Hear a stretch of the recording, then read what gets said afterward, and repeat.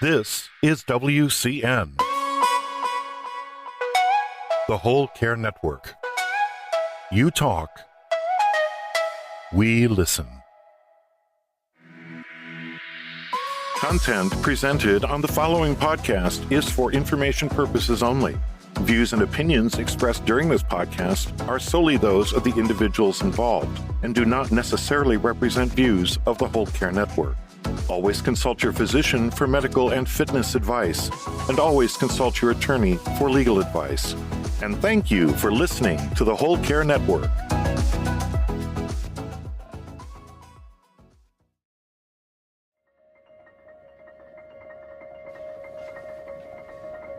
Have you ever met anybody that has caregiving on their bucket list of things to do in life? Beyond caregiving, how do we care? We also have to care for ourselves.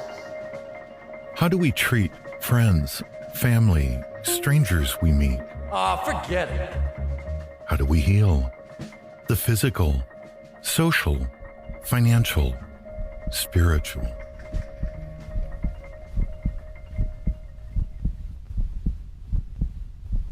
Hello.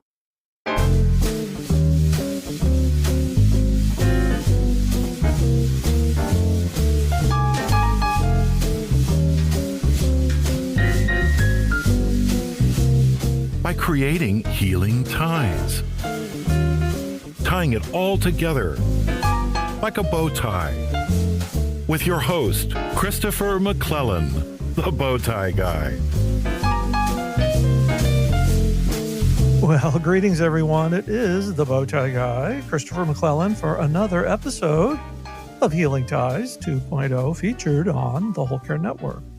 And as you know, on the Whole Care Network, we are all about story sharing and resources because we believe it's through story sharing where diversity meets the road to collaborate on a common cause.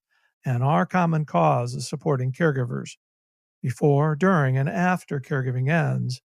And as you know, we're celebrating National Family Caregivers Month with the reboot of the popular Healing Ties podcast. Well, I think it's popular, but other people have told me that too, with our 30 podcasts in 30 days to celebrate National Family Caregivers Month and the soft launch of our new Whole Care Network website. So when you get a chance, please visit our new website at wholecarenetwork.com. Well, you actually got to go to the old site to get to the new site, but you'll see the link. And then when you get to the new site, you'll see a friendly character by the name of Bo, because Bo ties things together on the Whole Care Network. When you see Bo, I know you're going to get it. And during our soft launch, we're asking our listeners to provide us with feedback on the new site so we can continue to build the site for you to easily find your favorite podcasts, favorite blogs, and videos. Oh, and by the way, you'll be able to search content on the Whole Care Network via our 4 pillars of care: our physical, social, financial, and spiritual health.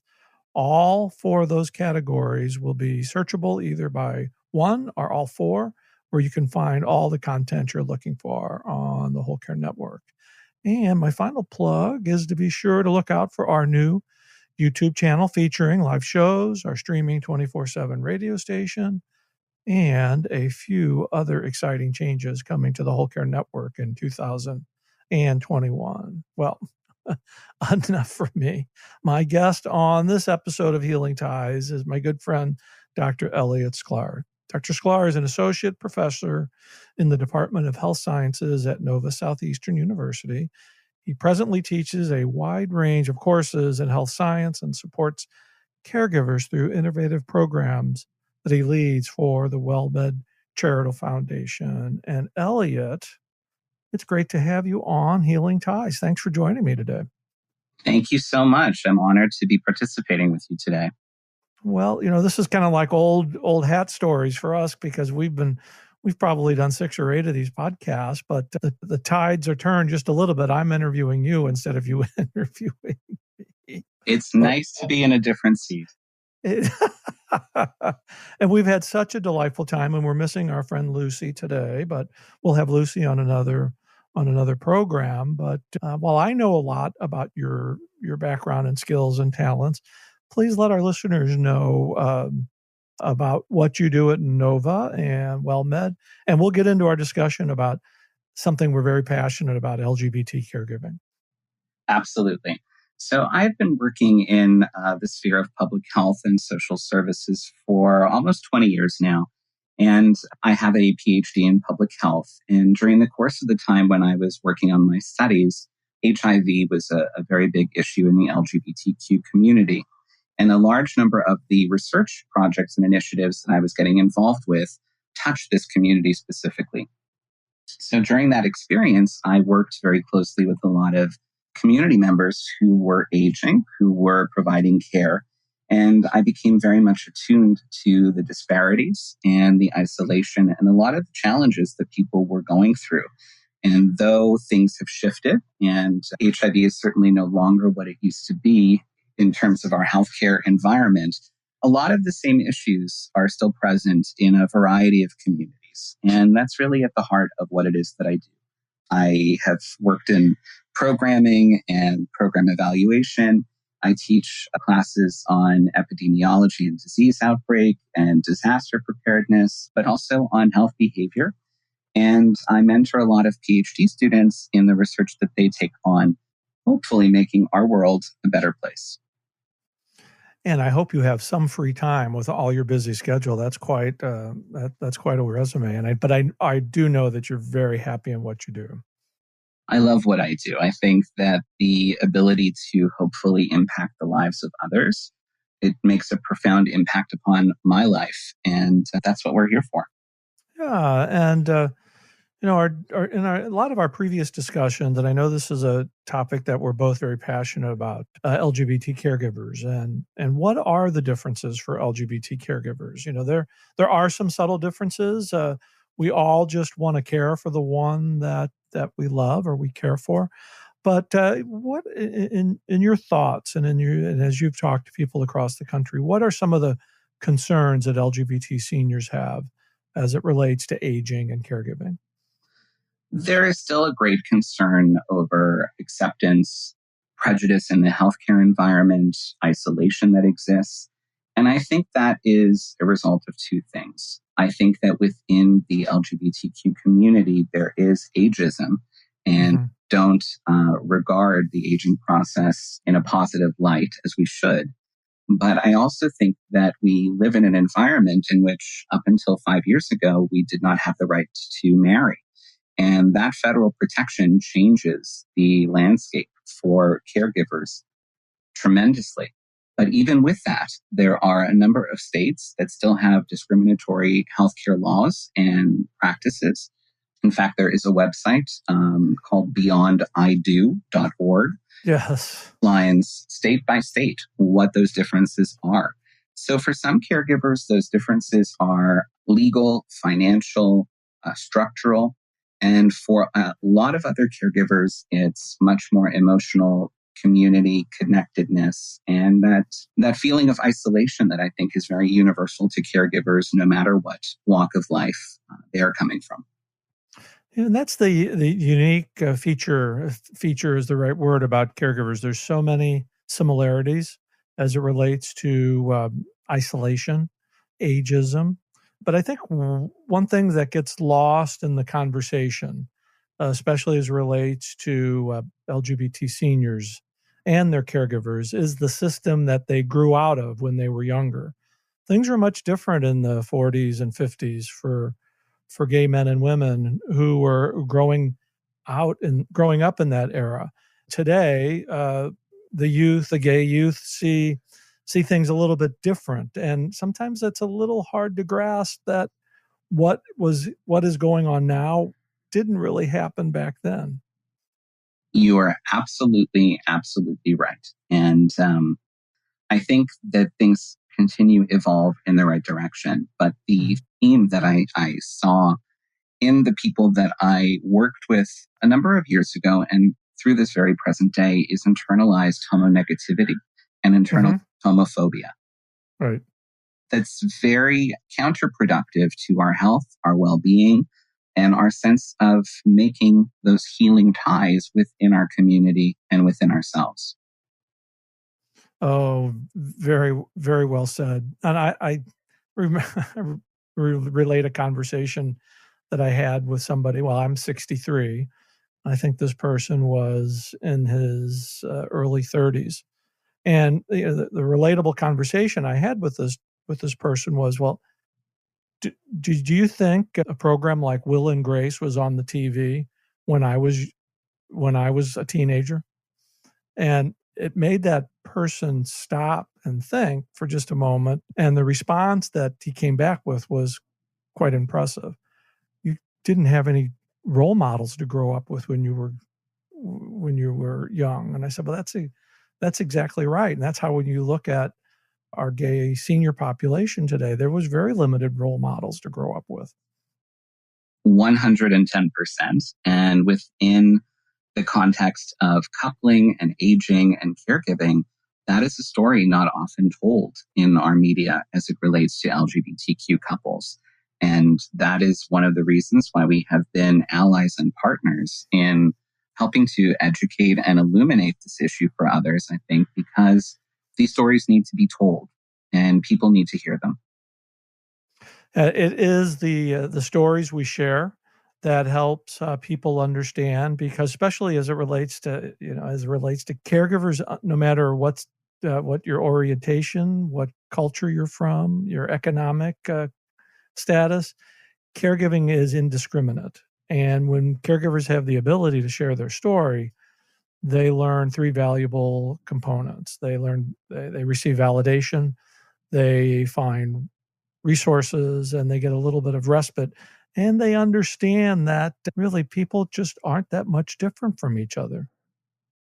That is absolutely true. I think men sometimes have a more difficult time of expressing their feelings because we are socialized not to. And it makes that experience of isolation all the worse because we don't have a sounding board or people that we feel comfortable sharing with. And that really needs to change and evolve. You know, the kind of the funny part of that, Elliot, is men, whether you're a gay man or a straight man, that rule applies. Men are notorious for not being able to feel comfortable enough to share their story. When you do, there's two things that happen when you share your story. Not only do you feel better, you're helping the person who's receiving the story is feeling a lot better also. Goodness. Yes. And if you look at our landscape nationally, there are very, very few centers for men's health, men's health research that are university-based. I think there are only a handful. And that did not even exist a few years ago. So we have long thought that there has been an inherent bias in our healthcare system toward men in a positive way. But in fact, that isn't necessarily the case. And one of those disparities that we see is mental health among men because of that very issue that we're not socialized to talk about how we're feeling. Do you get the sense, though, at least I maybe feel this way, that's changing just a little bit? What's your thoughts on that? It's changing a lot, and I'm happy to see it. And in the programs that I help to facilitate for the Wellmed Charitable Foundation, they're all telephone-based, anonymous caregiver support sessions through the caregiver teleconnection. And what has been such a unique experience for me is that since my involvement with the teleconnection about almost 15 years ago, 10 to 15 years ago, we've had a very good number of male participants in all of the sessions, no matter the topic, and a lot of repeat participants. And what we're finding through feedback that we receive and through the participation in voices is that, as you said, the experience is more similar than it is not. And it's refreshing for people who participate to be able to hear those same concerns. When you can put yourself in somebody else's shoes just a little bit, while everybody's stories is different, there is some comfort that comes from that because you recognize that you're really not alone, and that helps break down those isolation barriers. It really does. And I think among LGBTQ caregivers, something that we don't really recognize is that we become caregivers at a higher rate than our LGBTQ counterparts. And, among the majority of unpaid family caregivers, typically that person is caring for a spouse, a parent, a sibling. So these are not really any different, but in a sense, because we have not historically had conventional families with children, it is expected that we fulfill that role. And that creates a unique burden. So that is, I think, one of the unique nuances that LGBTQ caregivers don't necessarily recognize, is that they have much more in common because we are providing care at a higher rate. Right. And then when you think about today's LGBT seniors and the era that they grew up in, being involved more so with family of choice rather than family of origin, the community's always been good at kind of taking care of itself per se, but taking that next step to feel comfortable in reaching out for help from systems that have often denied us the help is still challenging.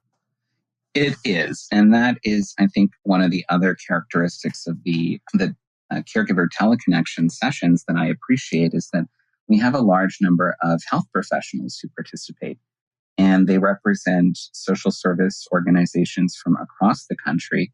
And these are professionals who are looking for more resources for their patients and connections for their communities. So I think that the tides are really changing, not only within the community, but the healthcare community as well. Well, and you are a big part of, you and Lucy are a big part of fostering the change with the work that you're doing. And I know I've participated in a number of the calls with the Wellmed Foundation, and it's always engaging. And I'm just so happy to hear the people when they call in and just tell a little bit about their story, because you get the sense right from their voice that there's some relief there. Yes, absolutely. And I know how the connection that you've had with participants in our sessions have impacted them profoundly. And they've written to Wellmed and provided gleaming feedback on the experiences that they've had. So that is the impetus, I think, of what we do and what keeps us going. And I'm confident that not only we're going to do more with the Wellmed, that we'll do more sessions with you and Lucy here on the Whole Care Network as well. Both of you have a standing invitation to be on the network at any time. So we would be delighted. Yeah. So Elliot, I think this is a great time for us to take our break. And, as I doing with all my guests on our 30 and 30 podcast, I'm kind of put you on the spot. I want to know a fun fact about you that I don't know, and our listeners will want to know. So you got to put your thinking cap on. All right. Okay. Okay. So you're listening to Healing Ties on the Whole Care Network. We'll be right back. Tomorrow on Healing Ties 2.0. What I'm hoping we're going to talk about today is something that is much closer to my heart, which also happens to be part of my day job.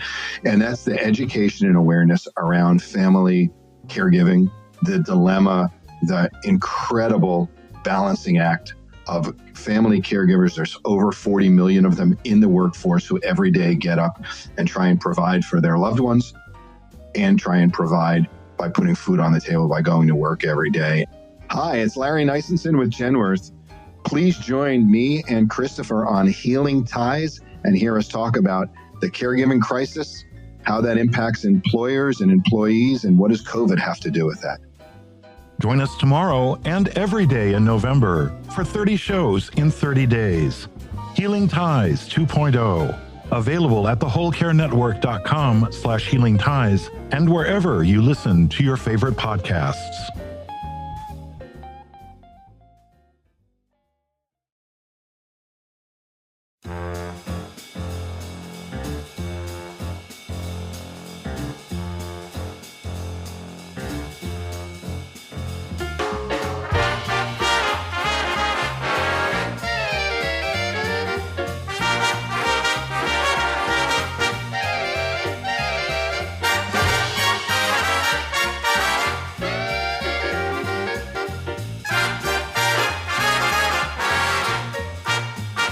Well, welcome back, everybody. I am continuing my wonderful conversation with Dr. Elliot Sklar from Nova Southeastern University. And Elliot, it's that time. I'm putting you on the spot. I want to know one fun fact about you that I may not know, and I know that our listeners are going to want to know? Tough question. I think the fun fact is that I am the very proud pet parent of a almost 15-year-old dachshund or dachshund, depending on where you're from, whose name is Mr. Burt Reynolds. And it's the apple of my eye and the light of my life. I did not know that fun fact. So you have a 15-year-old dachshund. So are you implying that north of the border, the breed is called different than what it would be south of the border? Yes, and even different regions of the U.S. here it's pronounced very differently. I've become a very active community member in the dachshund or dachshund community here in South Florida. There's an annual, it's called Wiener Fest. The Wiener Fest, yes. Yeah. So I've long been participating in that and supporting the local rescue group. 1 in 4 of these dogs develops a disc disease that can cause them to become disabled. And Mr. Burt Reynolds is one of those 1 in 4. And puppy, he became unable to walk and to relieve himself and go to the bathroom. And so we truly learned a different spectrum of what it means to be a caregiver. But very much so. Was a very rewarding experience. Unfortunately, he's walking and jumping and doing great in his senior years. So I have learned a tremendous amount about relationships and patience and compassion and friendship, not only from my dog, but from the dog community. Well, that is a delightful fun fact for you to share. That's terrific. So goodness, full speed ahead with caring and sharing on all sectors. So goodness. So Elliot, we just have a couple of minutes left in the Healing Ties today. I'm confident we're going to do more of these, but please let our listeners know how they can reach out to you, learn more about the work that you do at Nova and with Wellmed. Sure. Certainly, I'm easily found online. If you look me up, Elliot Sklar, on Nova Southeastern University's website, my profile page will come up. And the Wellmed Charitable Foundation has a caregiver website that has a lot of information about the caregiver teleconnection and sessions that Lucy and I help to co-facilitate. Well, Elliot, with the stories you share and the work that you do, you are certainly someone who's creating healing ties all around us. I can't thank you enough for joining me today, but most importantly, I can't thank you enough for your friendship. Likewise, thank you so much. Well, goodness, that does it for this delightful episode of Healing Ties. As you know, I'm your host, Christopher McClellan. You might know me as the Bowtie Guy. I've created a life to love after caregiving ends by sharing stories, resources, and being with awesome people like Dr. Elliot Sklar. Healing Ties is a part of the Whole Care Network and produced in the plush studios of Oddbox Productions in St. Louis, Missouri. Check out the soft launch of our new Whole Care Network website and be sure to meet Bo and subscribe to Healing Ties wherever you listen to your favorite podcast. We'll see you for another episode of Healing Ties, well, tomorrow as we continue our 30 podcasts in 30 days to celebrate National Family Caregivers Month. Thanks for listening. Take care. Bye for now.